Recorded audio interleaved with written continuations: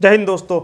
कि आज हम बात करने वाले हैं एनडीए के बारे में। एनडीए क्या होता है पूरा डिटेल में हम जानेंगे कि एनडीए में हम कैसे जा सकते हैं, कैसे हम एनडीए के द्वारा तीनों सेनाओं यानी कि इंडियन आर्मी, इंडियन नेवी और इंडियन एयरफोर्स में ऑफिसर के लेवल पे हम एंट्री कर सकते हैं और प्री कमीशन सर्विस ज्वाइन कर सकते हैं। जानेंगे कि एनडीए के लिए कितनी क्वालिफिकेशन होनी चाहिए, एज लिमिट क्या होती है, एनडीए का फॉर्म कब कब भरे जाते हैं और फीस कितनी लगती है, और जानेंगे कि एनडीए का एग्ज़ाम पैटर्न कैसा है, उसका रिटन एग्ज़ाम और एसएसबी इंटरव्यू के बारे में थोड़ा डिटेल में बात करेंगे। और लास्ट में जानेंगे एनडीए में ज्वाइन करने के बाद हमें कितनी सैलरी मिलती है और क्या हमें ट्रेनिंग पे भी सैलरी दी जाती है। आज हम पूरे डाउट क्लियर करेंगे और डिटेल में सब में बात करेंगे। तो फ्रेंड्स चलिए शुरू करते हैं और बात करते हैं कि एनडीए असल में होता क्या है। एनडीए का पूरा नाम है नेशनल डिफेंस एकेडमी यानी कि राष्ट्रीय रक्षा अकादमी, जो स्थित है महाराष्ट्र पुणे खड़गवासला में और जो स्थापित की गई थी 1954 में। इसका मेन मकसद था तीनों सेनाओं के लिए ऑफिसर लेवल के कैडेट तैयार करना और सेनाओं में डायरेक्ट एंट्री देना। तो फ्रेंड्स एनडीए के द्वारा आज तक हमारे तीनों सेनाओं के बहुत बड़े बड़े अफसर दिए जा चुके हैं और वर्तमान में हमारे तीनों सेना अध्यक्ष एनडीए से ही पास आउट हैं। तो ये कितने गर्व की बात है। तो फ्रेंड्स एनडीए ज्वाइन करना हर किसी भारतीय और हर किसी युवा का सपना होता है। तो फ्रेंड्स आगे बात कर लेते हैं कि एनडीए के लिए क्वालिफिकेशन क्या होनी चाहिए। फ्रेंड्स एनडीए के लिए जो क्वालिफिकेशन यूपीएससी यानी कि यूनियन पब्लिक सर्विस कमीशन के द्वारा रखी गई है वो रखी गई है 12th पास। और 12th जो इस टाइम कर रहे हैं यानी कि 12th में जो अपियरिंग है या 12th क्लास में जो पढ़ रहे हैं वो भी एनडीए का एग्जाम दे सकते हैं। और एनडीए के लिए दोनों, चाहे 12th पास हो या 12th में पढ़ रहा है, दोनों लोग ही एलिजिबल हैं, वो दोनों उसके लिए अप्लाई कर सकते हैं। और फ्रेंड्स नेक्स्ट कि एनडीए के फॉर्म निकलते कब हैं। तो फ्रेंड्स एनडीए के फॉर्म यूपीएससी के द्वारा साल में 2 बार निकाले जाते हैं, एनडीए फर्स्ट और एनडीए सेकंड के नाम से।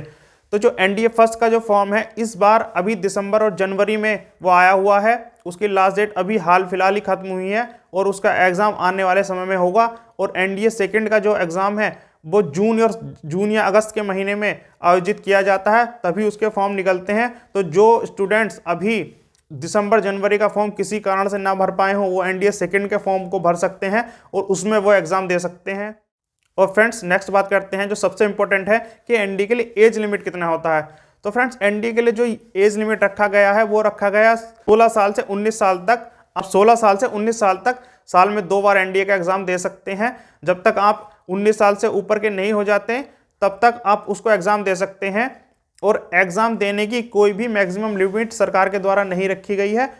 और फ्रेंड्स अगर मान लीजिए आपने इस बार तैयारी अच्छे से नहीं की या आपकी किसी कारणवश तैयारी नहीं हो पाई तो आप नेक्स्ट टाइम उसको फॉर्म को फिल करके दोबारा से एग्जाम दे सकते हैं। उस पर कोई भी बाउंडेशन सरकार के द्वारा नहीं रखी गई है।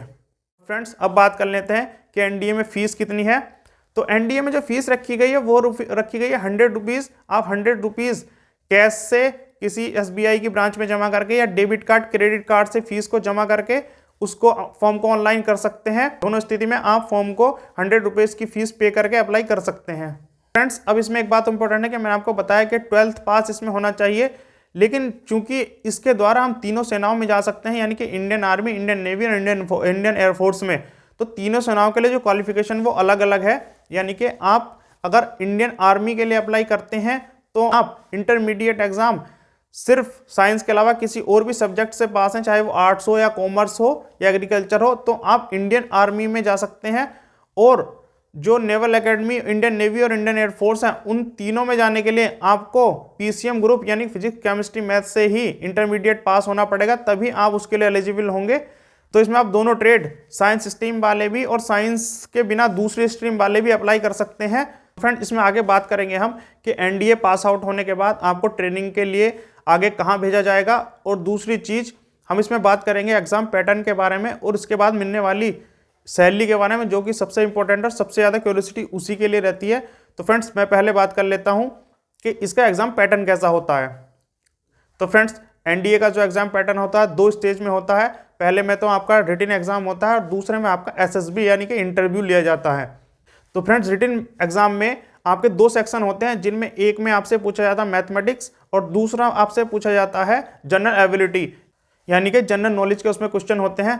तो फ्रेंड्स जो मैथमेटिक्स का जो पेपर होता है वो 2.5 घंटे का होता है और वो 300 मार्क्स का होता है। उसमें 10th लेवल के क्वेश्चन पूछे जाते हैं, जिसमें अलजेब्रा, ट्रिग्नोमेट्री, मेंसुरेशन, इस सबसे रिलेटेड जो हाई स्कूल स्टैंडर्ड मैथ होता है, जो हाई स्कूल स्टैंडर्ड मैथ होता है वो उसके क्वेश्चन उसमें पूछे जाते हैं। और टोटल मार्क्स होता है इसका 300 और टाइम होता है 2.5 घंटा। और फ्रेंड्स जो दूसरा सेक्शन है वो होता है इसमें जनरल एबिलिटी का, जो कि 2.5 घंटे में आपको करना होता है, जिसमें history, geography, economics, current affairs और साइंस, इस सब से रिलेटेड क्वेश्चन पूछे जाते हैं। और इस सेक्शन के जो मार्क्स होते हैं वो होते हैं 600। तो टोटल जो रिटन एग्जाम फ्रेंड्स हमारा होता है वो होता है 900। उसके बाद उनको एसएसबी यानी कि इंटरव्यू के लिए बुलाया जाता है, जो होता है 900 मार्क्स का। टोटल मिला के 18 मार्क्स हमारे बनते हैं। उसमें जो मेरिट में बच्चे आते हैं उनको आगे ट्रेनिंग के लिए बुलाया जाता है और उसके ट्रेनिंग करने के बाद वो पास आउट होते हैं। तो फ्रेंड्स अब बात करते हैं कि एनडीए में किस तरह से पढ़ाई होती है और एनडीए के बाद हमें सैलरी किस तरह से मिलती है। तो फ्रेंड्स आपको एनडीए ज्वाइन करने के बाद 3 इयर्स कोर्स कराया जाता है, जिसको हम ग्रेजुएशन कोर्स में उसको मान्यता मिलती है। उसके बाद 3 इयर्स कोर्स आपके जो भी आपको, चाहे आपको इंडियन एयरफोर्स में जाना हो, चाहे इंडियन आर्मी में जाना हो, चाहे नेवी में जाना हो, तीनों को 3 साल एक ही साथ कोर्स कराया जाता है। उसके बाद जिसको भी को वहाँ की ट्रेनिंग एकेडमी में भेज दिया जाता है। जैसे इंडियन आर्मी के लिए IMA देहरादून है, नेवी वालों को इंडियन नेवल एकेडमी और इंडियन एयरफोर्स वालों को इंडियन एयरफोर्स एकेडमी में ट्रेनिंग के लिए भेज दिया जाता है। उसके बाद उनकी पासिंग आउट परेड होती है, जिनको प्री कमीशन पे सेनाओं में, तीनों सेनाओं में शामिल कर लिया जाता है और उसमें एज ए ऑफिसर वो लोग उसको ज्वाइन कर लेते हैं। बात कर लेते हैं एनडीए के दौरान या एनडीए के बाद मिलने वाली सैलरी के बारे में। तो फ्रेंड्स एनडीए के दौरान हमें 3 इयर्स का डिग्री कोर्स कराया जाता है, तब हमें कोई सैलरी नहीं दी जाती है। लेकिन उसके बाद जैसे ही हम ट्रेनिंग एकेडमी, यानी कि जैसे कि IMA देहरादून में है जो इंडियन आर्मी के लिए है, उसी तरह तीनों की अलग अलग ट्रेनिंग एकेडमीज हैं। तो उसमें जब हमें भेजा जाता है, तो जब हम ट्रेनिंग पीरियड पे होते हैं तो लगभग हमें एक फिक्स अमाउंट पे किया जाता है, जो वर्तमान में लगभग 56,000 रुपये है। तो हमें ट्रेनिंग के दौरान 56,000 रुपया पे किया जाता है। और फ्रेंड उसके बाद जब हमारी ट्रेनिंग कंप्लीट हो जाती है, जब हम ज्वाइन कर देते हैं, तो उसके बाद 56,000 से उसको बढ़ा दिया जाता है 2 लाख तक, जो कि रैंक के हिसाब से होता है।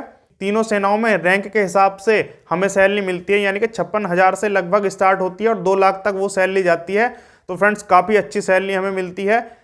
हमें हाउसिंग फैसिलिटीज़ और अन्य फैसिलिटीज़ भी हमें तीनों सेनाओं के द्वारा दी जाती हैं। फ्रेंड्स आज हमने एनडीए के बारे में डिटेल में बात करी कि एज लिमिट क्या है, क्वालिफिकेशन क्या होनी चाहिए। आशा करता हूँ आपको ये इन्फॉर्मेशन पसंद आई होगी। अगर इन्फॉर्मेशन या जानकारी पसंद आई हो तो प्लीज़ चैनल को सब्सक्राइब करके ज़रूर जाना। और इससे रिलेटेड अगर कोई भी क्वेरी है तो आप कमेंट सेक्शन में कमेंट करके मुझसे पूछ सकते हैं। वीडियो को लाइक कर दें और शेयर ज़रूर कर दें। तो फ्रेंड्स आगे भी मैं आपके लिए इस तरह की वीडियो लाता रहूँगा। तो फ्रेंड्स वीडियो पूरा देखने के लिए बहुत बहुत धन्यवाद। जय हिंद।